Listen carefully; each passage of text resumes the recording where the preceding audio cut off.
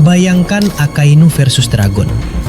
Lava yang bisa melelehkan apapun justru dipadamkan dalam sekejap oleh angin dan hujan yang dipanggil Dragon. Akainu mengerahkan seluruh tenaganya tanpa sisa, sementara Dragon tampak belum mengeluarkan kekuatan sepenuhnya dan sudah mendominasi pertarungan.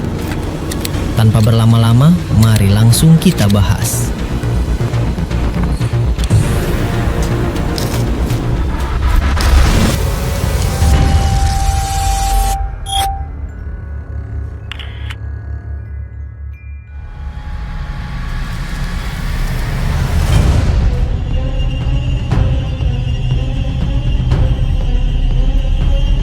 Melanjutkan pembahasan sebelumnya, di kedalaman dunia bawah Elbaf, suasana pertempuran kini berubah total.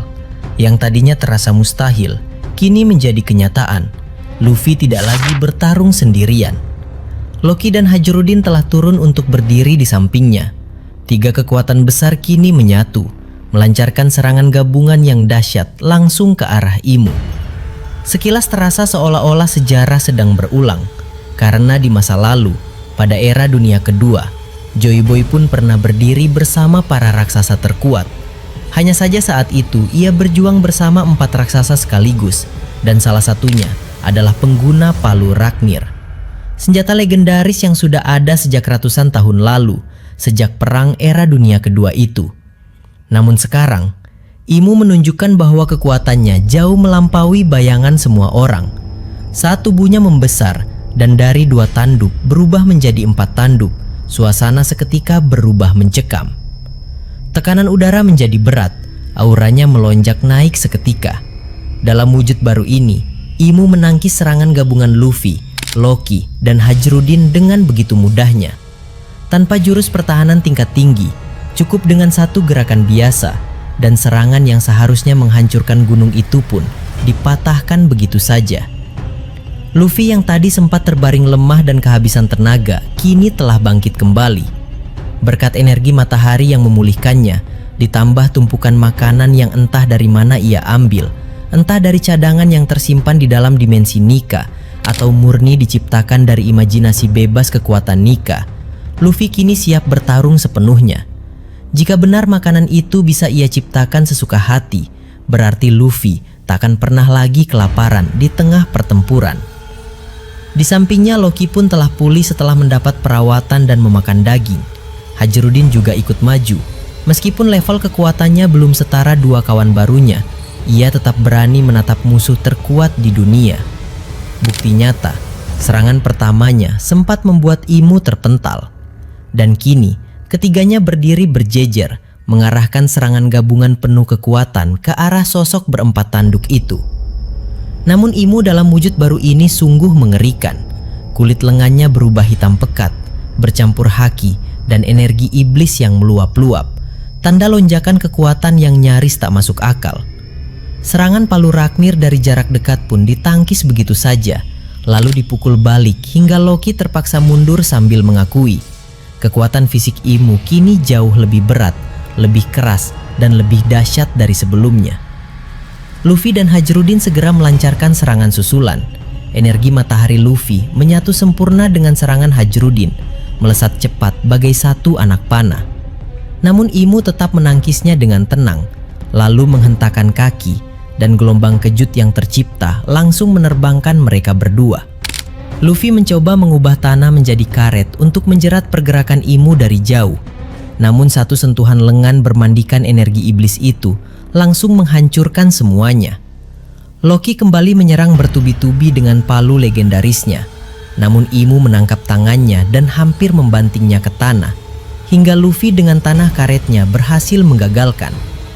Loki mundur, melepaskan rentetan serangan es yang membelah udara. Imu membalas dengan serangan destruktif yang membelah langit, memaksa mereka bertiga kembali berkumpul dan menahan napas. Saat melihat Luffy, Loki, dan Hajrudin berdiri berdampingan lagi, seketika Imu teringat masa lalu. Bayangan Joy Boy yang berdiri bersama 4 raksasa terkuat kembali melintas. Salah satunya memegang palu Raknir, 3 lainnya memegang senjata-senjata legendaris lain, pedang besar berukiran indah, panah elegan, dan tombak penuh misteri. kini senjata-senjata itu entah tersimpan di mana. Dan Imu pun bergumam sendiri. Ikatan antara sang penanggung kekuatan Dewa Nika dan para raksasa Elbaf selalu terulang di setiap era. Pemerintah dunia telah gagal mencegah perputaran takdir. Reinkarnasi Joy Boy hadir kembali sebagai Luffy, dan reinkarnasi para raksasa legendaris pun kini ada di Elbaf berwujud Loki dan Hajrudin. Sejarah berulang, dan Imu sadar inilah yang paling mereka takutkan sejak awal. Sementara itu di wilayah dunia matahari yang terang benderang, pertarungan Sanji melawan Killingham semakin memanas dan semakin dahsyat. Keduanya saling beradu kekuatan dengan jurus-jurus yang skalanya jauh melampaui pertarungan sebelumnya. Sanji dengan sengaja menggiring Killingham semakin menjauh dari desa agar pertarungan mereka tidak membahayakan warga desa dan anak-anak raksasa. Kini mereka telah berada jauh di dalam hutan pohon adam yang rimbun dan tinggi menjulang. Di sana Sanji melesatkan rentetan tendangan berapi dalam mode Ifrit Jambel. Tendangan yang begitu panas hingga udara di belakangnya ikut terbakar. Namun Killingham mampu menangkis setiap tendangan itu dengan tombak Longinus yang ia pegang, satu persatu dengan gerakan yang tenang dan terukur. Sang prajurit suci itu pun kini berniat mencoba kekuatan penuh yang belum pernah ia keluarkan sebelumnya. Ia menggabungkan kekuatan petir Kirin yang mengalir di dalam tubuhnya dengan energi legendaris yang tersimpan di dalam tombak Longinus. Saat kedua kekuatan itu bersatu, langit di atas mereka seketika berubah gelap gulita. Aura energi masif berkumpul di ujung tombak, berputar dan memancarkan cahaya yang menyilaukan mata. Lalu dengan satu gerakan, Killingham melepaskan energi itu melesat lurus ke arah Sanji. Sanji segera melompat dan berpindah ke ujung salah satu cabang pohon adam yang kecil dan ramping untuk menghindari serangan itu. Namun serangan itu seolah memiliki kesadaran sendiri. Ia ikut berbelok dan mengejar Sanji tepat hingga ke tempat ia berpijak. Dalam sekejap, cabang pohon adam yang kokoh itu hancur lebur berkeping-keping. Sanji pun jatuh bebas ke bawah dari ketinggian yang mengerikan. Namun Sanji bukan orang biasa. Ia memiliki kemampuan melayang di udara seakan-akan berjalan di atas tanah. Ia segera memanfaatkan kemampuan itu agar tidak jatuh hingga ke dunia bawah tempat Imu berada. Namun Killingham tidak memberi kesempatan sedikit pun. Dari atas, ia menghujani Sanji dengan rentetan serangan petir yang datang terus-menerus tanpa henti, berusaha memaksa Sanji jatuh ke bawah agar ia bebas berbuat apa saja di wilayah dunia matahari tanpa ada yang menghalangi. Sanji menahan setiap serangan itu sambil terus bergerak dengan kecepatan luar biasa, menangkis dan menghindar sambil perlahan namun pasti terus naik kembali ke atas. Hingga akhirnya ia berhasil melesat naik secepat kilat dan mendarat tepat di hadapan Killingham, lalu melepaskan satu tendangan kuat yang mendarat tepat di wajah musuhnya itu. Sanji menatap tajam ke arah Killingham dan berkata dengan tegas, "Usahamu tadi lumayan bagus. Kau berniat menjatuhkanku ke bawah agar bebas berbuat sesuka hati di sini.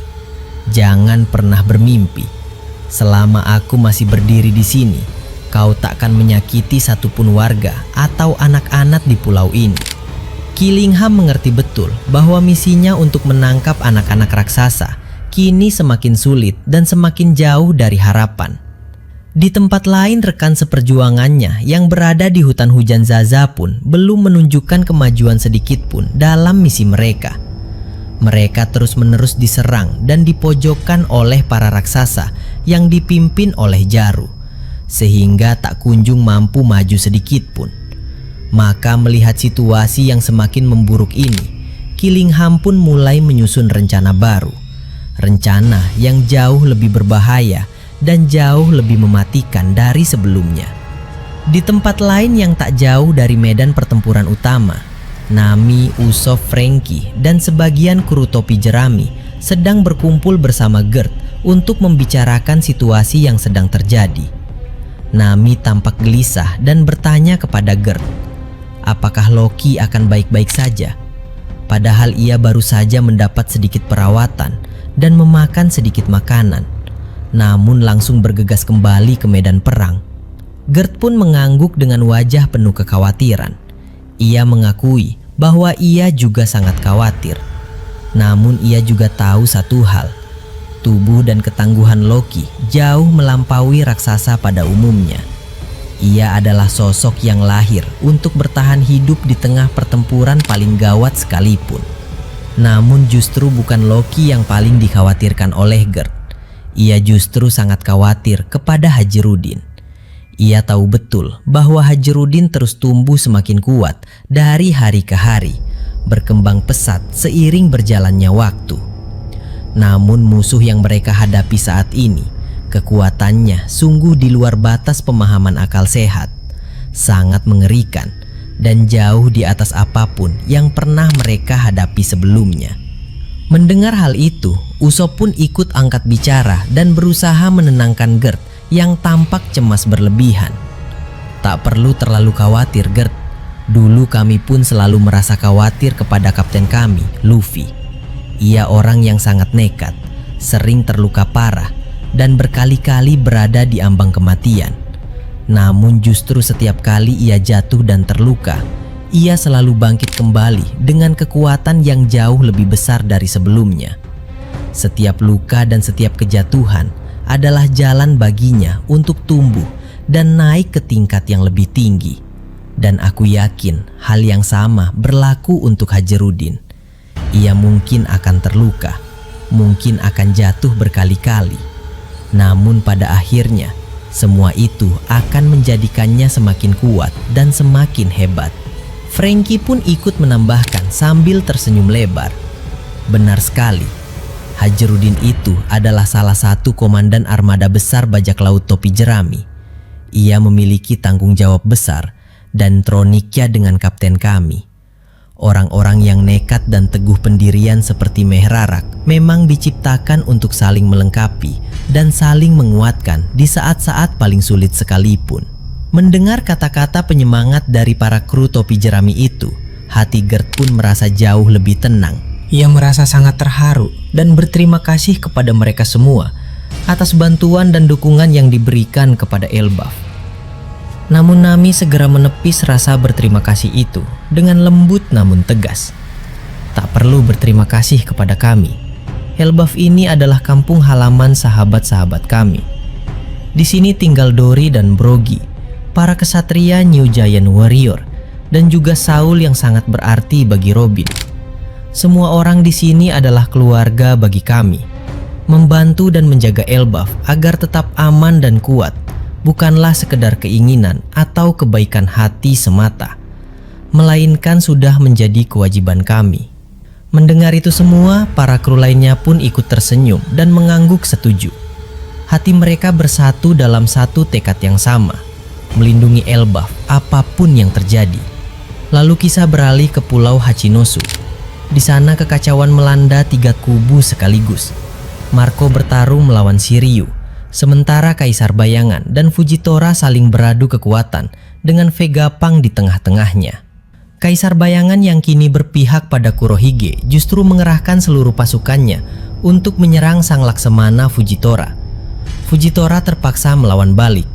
Ia menaikkan tekanan gravitasi hingga tanah pun bergetar, membuat ribuan serangan dari pasukan musuh terhenti di udara. Lalu dalam sekejap, ia menerjang langsung ke arah Kaisar Bayangan. Tebasan gravitasi menghantam tanah hingga menciptakan kawah besar. Kaisar Bayangan jatuh ke dalam lubang, namun belum menyerah. Ia naik kembali dengan kekuatan penuh, siap membalas. Di tengah kekacauan itu, Marco terus berduel dengan Shiryu. Buah iblis Kage-Kage no Mi membuat Shiryu mampu menghilang sepenuhnya dari pandangan. Marco harus mengandalkan haki pengamatan tingkat tinggi untuk mendeteksi keberadaannya. Shiryu menyerang tanpa suara dari segala arah, melukai Marco berkali-kali. Marco terpaksa terbang tinggi untuk menjauh, namun Shiryu melompat luar biasa tinggi dan menebas Marco tepat di udara.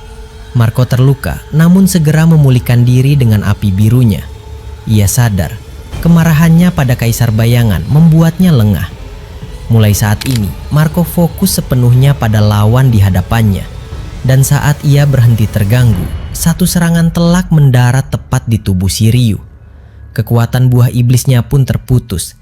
Ia kembali terlihat. Shiryu bangkit sambil tersenyum penuh hormat. Kau memang layak disebut orang terkuat di generasi ini. Sementara itu di sisi lain pertempuran, Kizaru terdesak. Tubuhnya penuh luka, napasnya memburu. Lawannya, Barbel, tampak segar bugar berkat kekuatan penyembuh instan yang ia peroleh sebelumnya.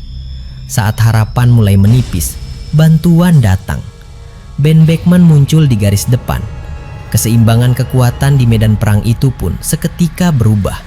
Dan di markas besar Angkatan Laut, ketegangan tak kalah hebat.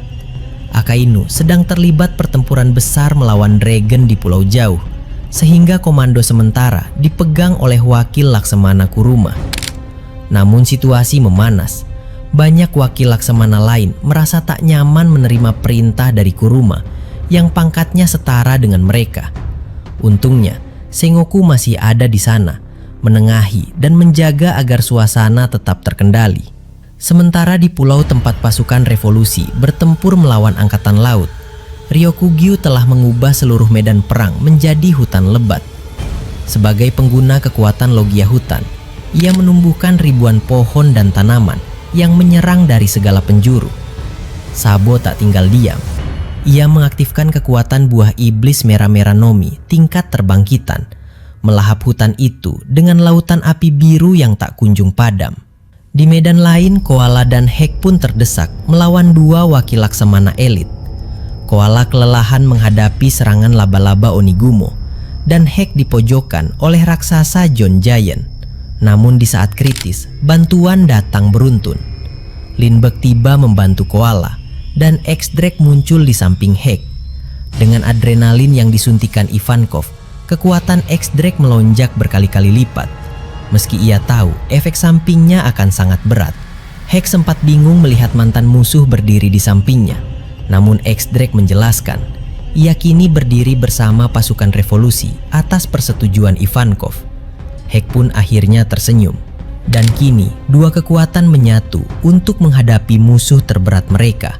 Di tengah medan perang lainnya, Ivankov memimpin garis pertahanan bersama para perwira pasukan revolusi, menahan gelombang serangan musuh demi memberi waktu bagi komandan-komandannya untuk menyelesaikan pertempuran masing-masing. Di setiap sudut medan perang ini, darah dan keringat menetes.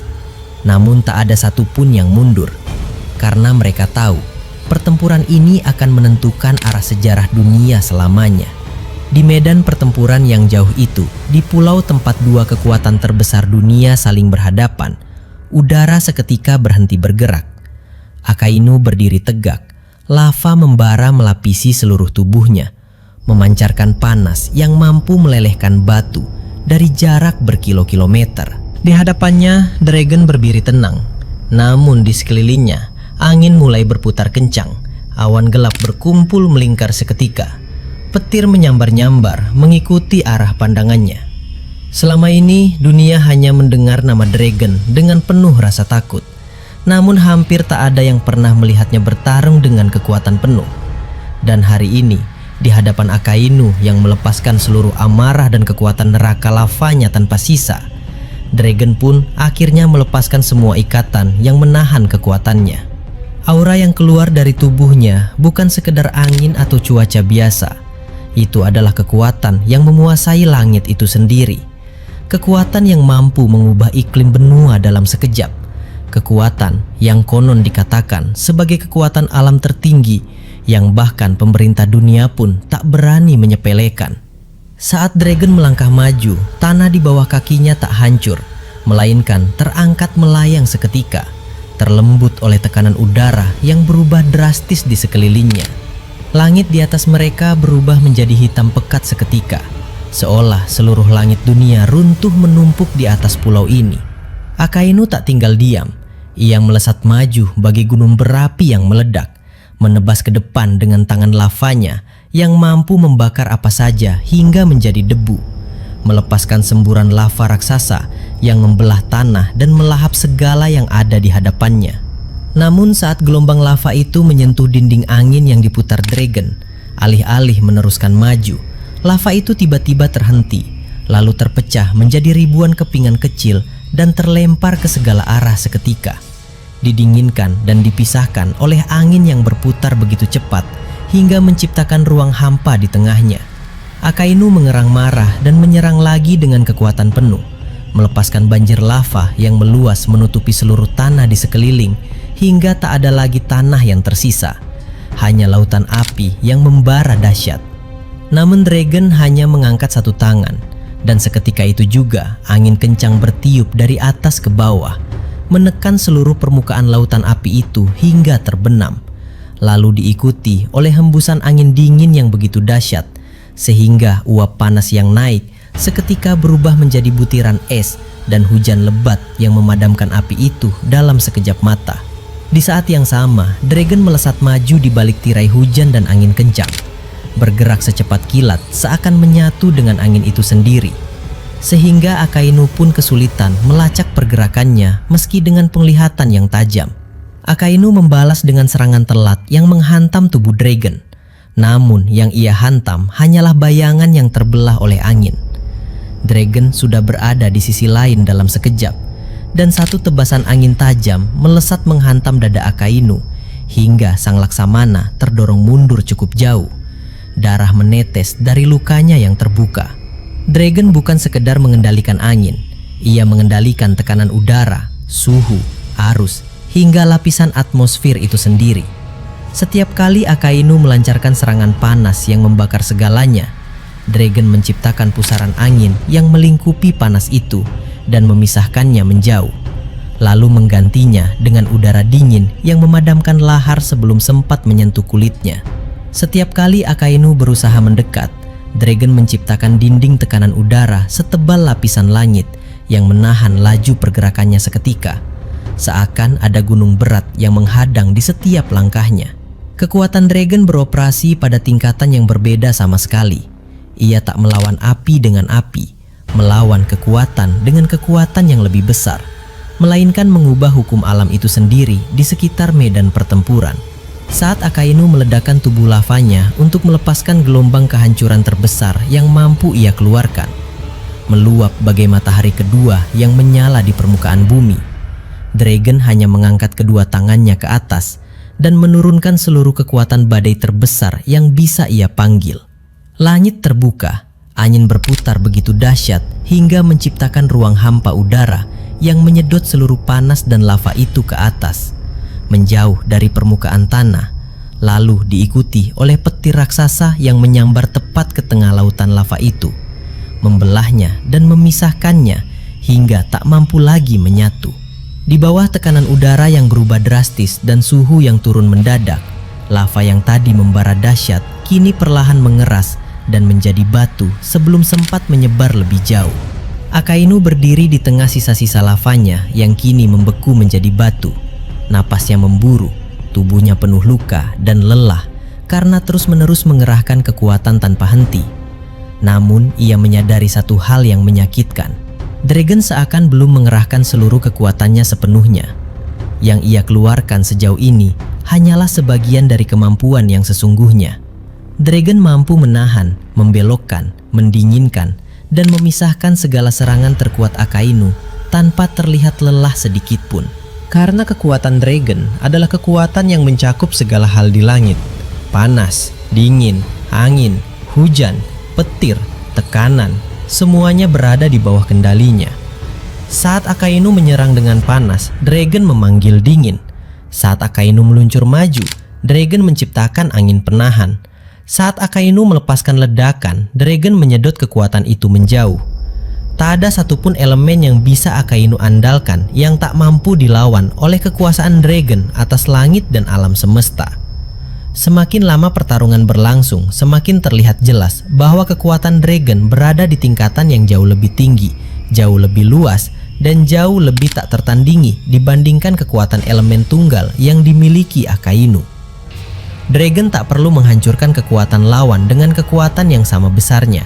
Ia cukup mengubah lingkungan di sekitarnya hingga keunggulan Akainu menjadi tak berarti lagi. Jika pertarungan ini terus berlanjut dengan Dragon melepaskan kekuatan sepenuhnya tanpa menahan sedikit pun, maka tak lama lagi seluruh pulau tempat mereka bertarung akan terangkat ke udara, tercabut dari dasarnya oleh tekanan udara yang luar biasa. Seluruh lava yang dikeluarkan Akainu akan didinginkan dan dibawa pergi oleh angin. Seluruh panas yang membakar udara akan digantikan oleh suhu yang turun drastis hingga membekukan permukaan tanah. Dan pada akhirnya, Akainu yang telah mengerahkan seluruh tenaganya tanpa sisa akan kelelahan terlebih dahulu. Sementara Dragon masih berdiri tegak seakan baru saja memulai pertarungan. Karena kekuatan yang dimiliki Dragon bukanlah kekuatan yang terbatas pada satu jenis elemen semata, melainkan kekuatan yang mengatur keseimbangan seluruh alam itu sendiri. Ia adalah angin yang membawa perubahan, hujan yang memadamkan api, petir yang membelah kegelapan, dan langit yang menaungi segala hal. Di hadapan kekuasaan atas seluruh fenomena alam yang ada di langit, kekuatan lava yang membakar bumi saja takkan pernah cukup untuk menang. Akainu menyadari hal itu perlahan, namun ia tak mundur. Ia tetap berdiri, tetap siap melanjutkan pertempuran, karena ia adalah Akainu. Namun sejatinya, sejak Dragon melepaskan kendali penuh atas kekuatannya, arah pertarungan ini telah ditentukan. Dragon mampu menahan, menyeimbangkan, dan melampaui setiap serangan yang dilontarkan Akainu, karena ia memegang kendali atas segala hal yang membentuk kekuatan itu sendiri. Panas tak akan mampu bertahan jika Dragon menurunkan suhu. Lava tak akan mampu mengalir jika Dragon mengangkat tanah itu ke udara. Ledakan tak akan menyebar jika Dragon menciptakan ruang hampa yang menyedot kekuatan ledakan itu menjauh. Dan pergerakan pun menjadi terbatas jika Dragon mengubah tekanan udara di sekeliling tubuh lawan sesuka hatinya. Itulah sebabnya Dragon begitu ditakuti oleh pemerintah dunia. Itulah sebabnya namanya disebut berbisik-bisik di antara para penguasa dunia. Karena kekuatan yang ia miliki adalah kekuatan yang mampu menandingi segala kekuatan di bumi, karena ia memegang kendali atas langit itu sendiri. Dan hari ini, di hadapan Akainu yang mengerahkan seluruh kekuatan neraka lavanya, Dragon membuktikan bahwa api sekuat apapun takkan pernah mampu membakar langit. Langitlah yang akan menentukan kapan api itu padam. Dan saat Dragon melepaskan kekuatan sepenuhnya tanpa menahan sedikit pun, maka langit itu sendiri akan turun ke bumi. Dan tak ada satupun makhluk yang mampu berdiri tegak di hadapan kekuatan alam semesta yang dilepaskan sepenuhnya tanpa kendali. Pertarungan ini masih jauh dari selesai, namun siapapun yang melihatnya dapat melihat dengan jelas. Setiap kali Akainu melontarkan serangan yang seharusnya mampu menghancurkan apa saja, Dragon hanya membalas dengan satu perubahan di langit, dan serangan itu pun lenyap seketika seakan tak pernah ada. Semakin lama, semakin terlihat bahwa Akainu bertarung dengan kekuatan yang terbatas, sementara Dragon bertarung dengan kekuatan yang tak terbatas. Dan itulah perbedaan yang menentukan arah akhir pertempuran ini. Di setiap detik yang berlalu, Dragon semakin mendominasi, bukan karena ia lebih kuat menabrak atau memukul lebih keras, melainkan karena ia mengubah aturan main pertempuran itu sendiri. Ia mengubah suhu, mengubah tekanan, mengubah aliran udara, mengubah medan tempat mereka bertarung. Akainu bertarung di medan yang terus diubah oleh Dragon, dengan elemen yang terus dilawan dan dinetralkan oleh Dragon, dengan gerakan yang terus diperlambat dan dihalangi oleh angin yang dikendalikan Dragon. Dalam kondisi seperti itu, sekuat apapun Akainu, sebesar apapun kekuatan lavanya, perlahan namun pasti ia akan mulai tertinggal. Karena setiap tetes tenaga yang dikeluarkannya dilawan oleh kekuatan yang jauh lebih besar dan jauh lebih luas. Dan di saat Dragon memutuskan untuk berhenti menahan diri sepenuhnya dan melepaskan kekuatan terbesarnya, memanggil badai terkuat yang pernah ada, menurunkan hujan es yang mematikan, menyambar petir tanpa henti, dan menciptakan tekanan udara yang mampu meremukkan batu, maka tak ada lagi api yang mampu bertahan. Semua akan dipadamkan, didinginkan, dan ditekan ke bawah hingga tak tersisa. Itulah potensi penuh kekuatan Dragon yang selama ini tersembunyi dari mata dunia. Bukan sekedar angin kencang atau cuaca berubah, melainkan kendali mutlak atas segala hal yang terjadi di langit dan atmosfer, yang mampu menetralkan dan melampaui segala kekuatan elemen apapun yang dimiliki lawannya.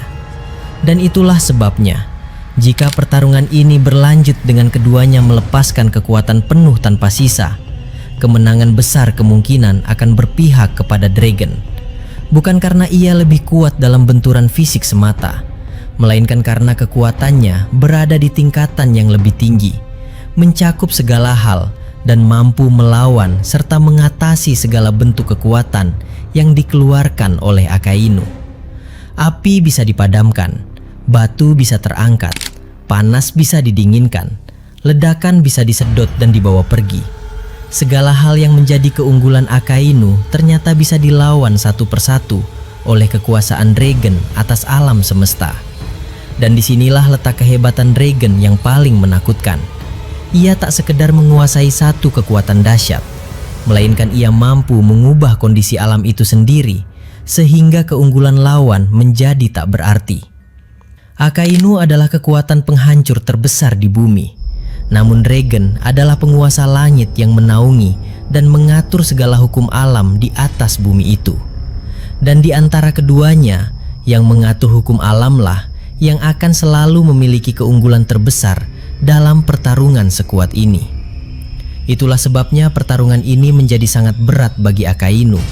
Dan itulah sebabnya dragon menjadi sosok yang paling ditakuti oleh pemerintah dunia sepanjang sejarah. Karena tak ada kekuatan di bumi yang mampu menandingi kekuatan yang menguasai langit itu sendiri.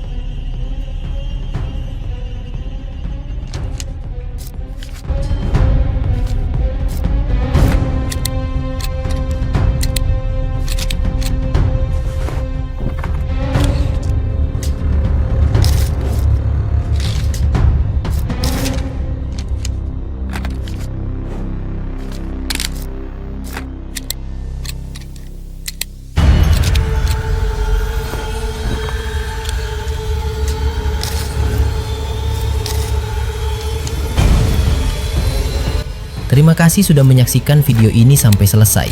Kalau kalian menikmati konten ini, jangan lupa klik tombol like, tinggalkan komentar di bawah, karena semua teori dari kalian juga sangat berarti dan bisa jadi bahan diskusi di video berikutnya. Dan tentu saja klik subscribe, serta aktifkan lonceng notifikasi, supaya kalian tidak ketinggalan update terbaru dari kami. Sampai jumpa di video selanjutnya.